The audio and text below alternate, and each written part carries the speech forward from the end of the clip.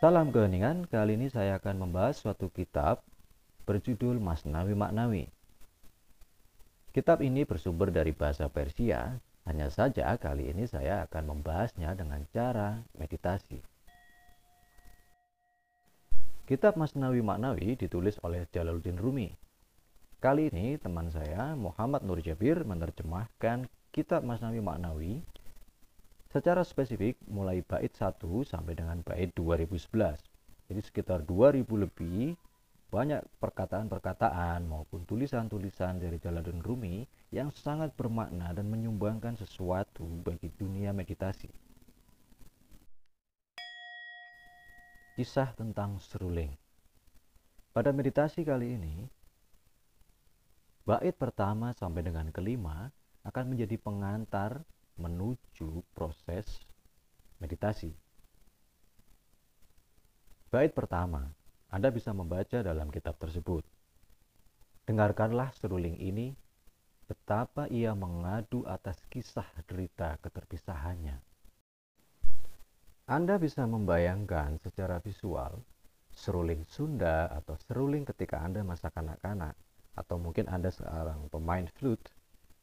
Bayangkan bahwa seruling atau flute itu sedang mengadu atas kisah derita keterpisahannya.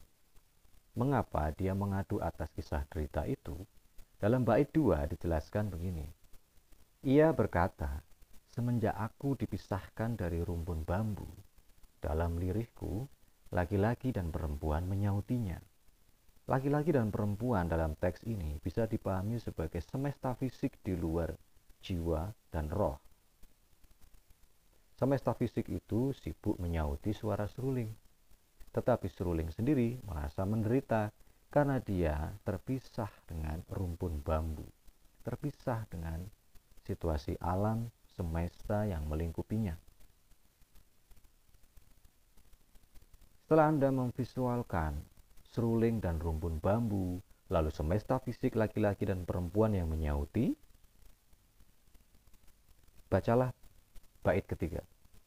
Aku menginginkan hati yang tercapek-capek oleh derita keterpisahan agar kututurkan derita keterpisahan itu. Silakan sekarang Anda siapkan pena atau pensil dan kertas atau buku yang ada di dekat Anda. Anda tuliskan derita-derita keterpisahan yang pernah Anda alami. Istilah dalam meditasi rekoleksi semua masa lalu Anda dan juga masa depan Anda. Anda sudah siap? Pertama-tama, tulislah rasa malu yang pernah Anda alami. Kemudian rasa bersalah atas kejadian atau perilaku yang pernah Anda lakukan. Rasa putus asa atau apatis terhadap apa yang telah Anda usahakan.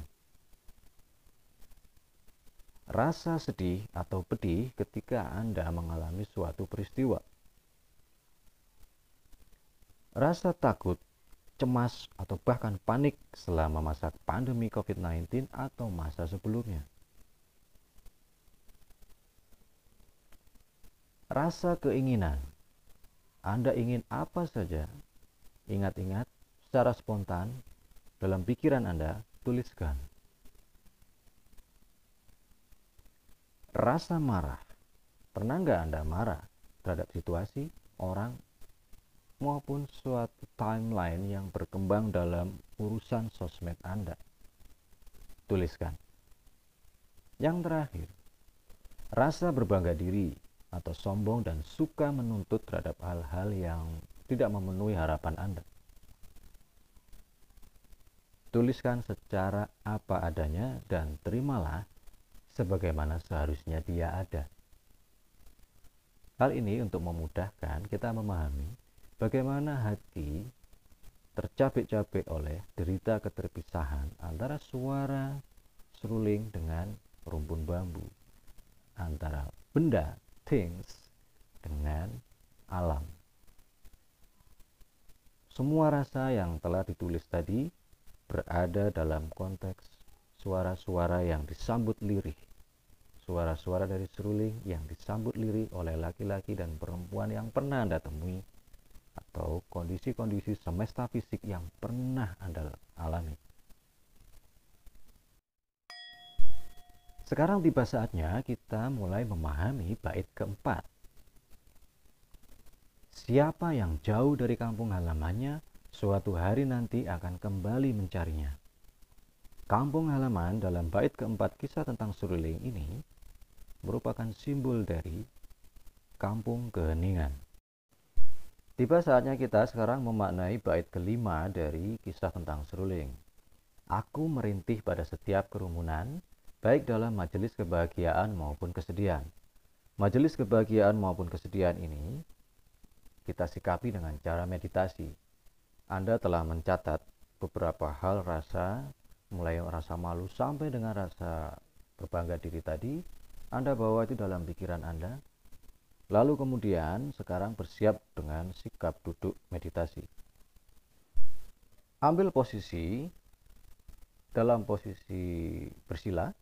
Kaki kiri tarik mendekati tulang ekor atau cakra dasar. Kaki kanan ada di luar kaki kiri. Tidak perlu ditumpangkan kakinya.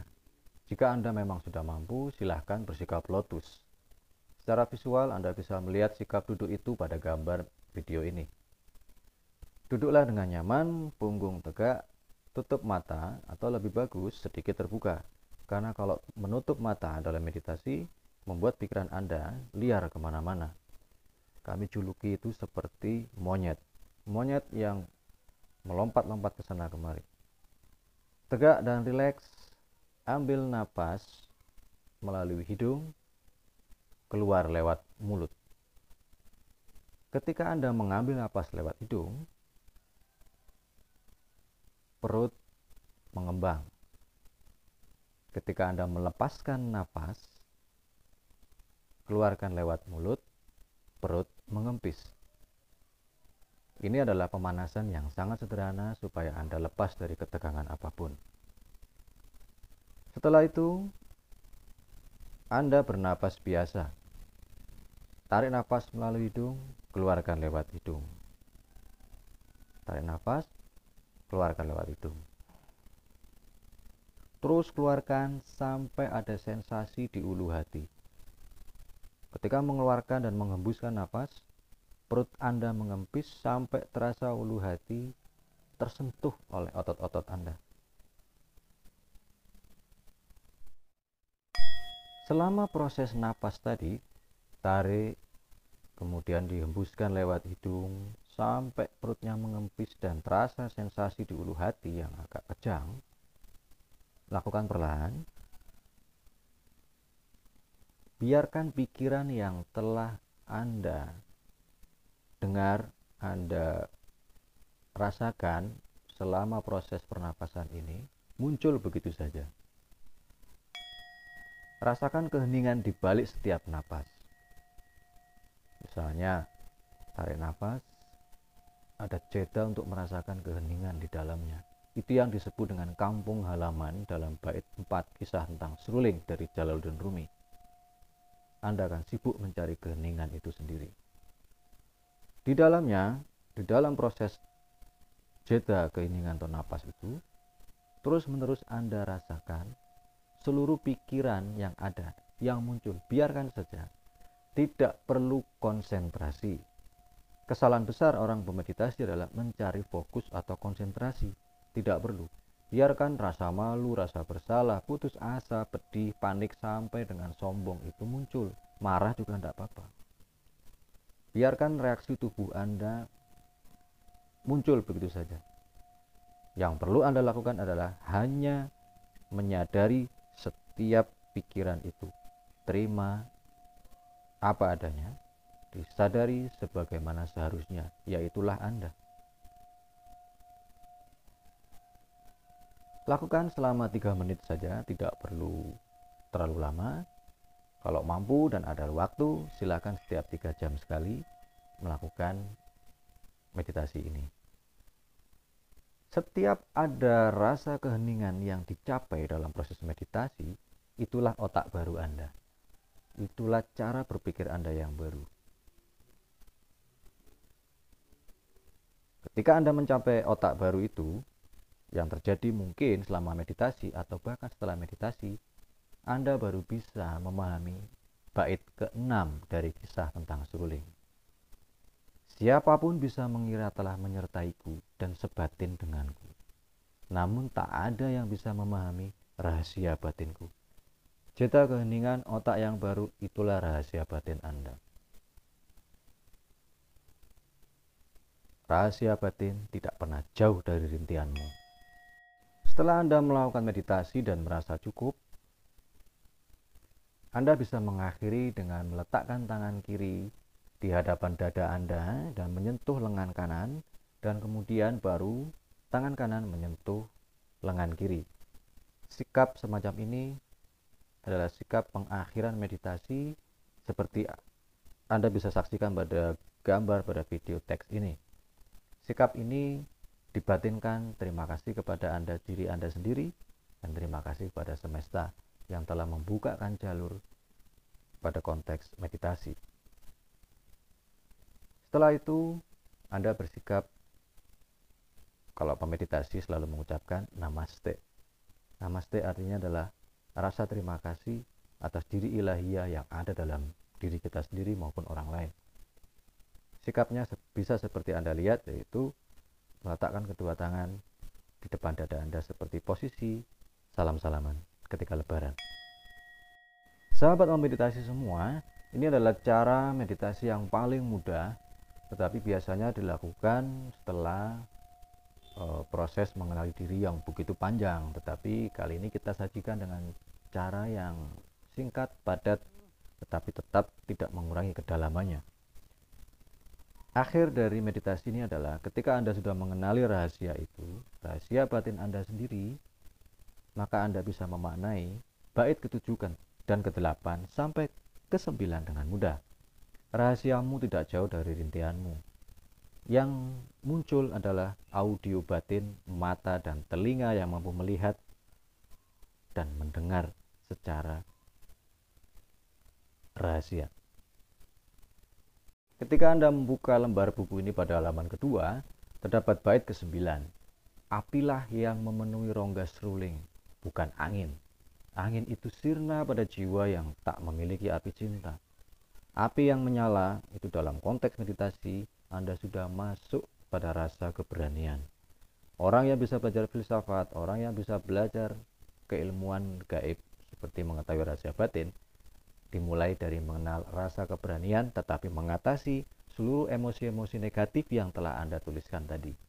Barulah Anda bisa muncul rasa percaya kepada yang lain, rasa percaya dengan alam, optimis, punya sikap pemaafan dan pemahaman. Level kesadaran yang dalam konteks ini disebut pemahaman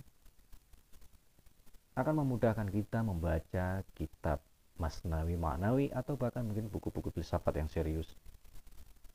Pada titik ini, Anda sudah tidak dibebani dengan emosi negatif.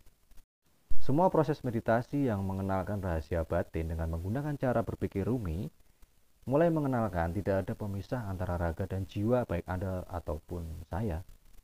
Tetapi tidak semua orang mampu menyaksikannya. Kita satu jiwa, satu roh, tetapi tidak mampu tersaksikan. Emosi negatif, mulai rasa malu sampai rasa sombong tadi yang telah Anda tuliskan dan Anda meditasikan, akan mulai luruh, ibaratkan adalah sebagai tamu tak diundang alias maling. Tamu tak diundang atau maling itu yang hadir di rumah kita tidak punya alasan untuk berdiam lama. Silahkan Anda jalani kembali ke rumah atau kampung keheningan. Salam meditasi.